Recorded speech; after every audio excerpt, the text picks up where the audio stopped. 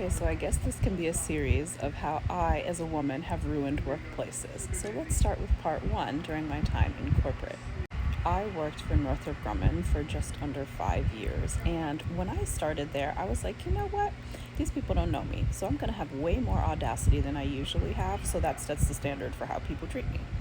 I worked in scheduling and planning, and I had a manager who was a black woman, but there were two other white male managers there who were secretly trying to overthrow her. I hated the way they did training. I was like, I'm not learning shit. And so I started a whole new way on how to properly train people, even though I had only been there 3 weeks.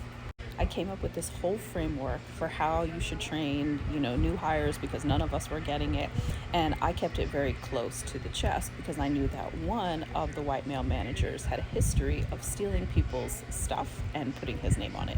And I was like, because at that time I was trying to climb the corporate ladder. So I was like, absolutely the fuck not. So we had a meeting and I was like, this is what I want to do, blah, blah, blah. And he's like, yeah, great, send it over. And I was like, I will CC you on it, but I will be staying at the top of the loop of this. Tell me why this man went and complained to my manager that he didn't like the way that I spoke to him. And so she brings me into her office and she's like, he said that he doesn't like how you speak to him. And I was like, you know what? I'm just going to say it. I said, Stacy, I am not here to stroke a white male's fragile ego. If he has a problem with the way that I address him, he can bring it to me. She looked at me and she said, I am so glad you said that because I don't even care.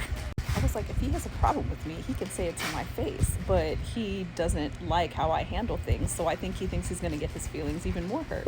And so we had that meeting and absolutely nothing was done about it. And he avoided me up until that point, but my project remained as mine with my name on it. And I think in the past, anytime this man complained, he got his way. And this time it absolutely was not happening because I was like, who the fuck you think you are? You can't just come in here and try and take over people's projects.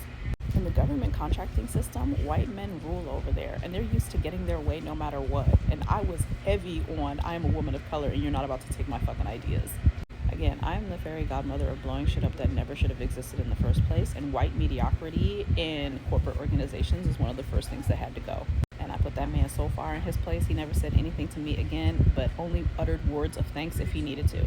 And when I started there, I was pregnant and hella nauseous all the time, so I definitely wasn't standing for anybody's shit. Let me know if you guys want more stories on how I have changed workplaces, because there are plenty of them. And if you're a woman, happy ruining of workplaces to you too.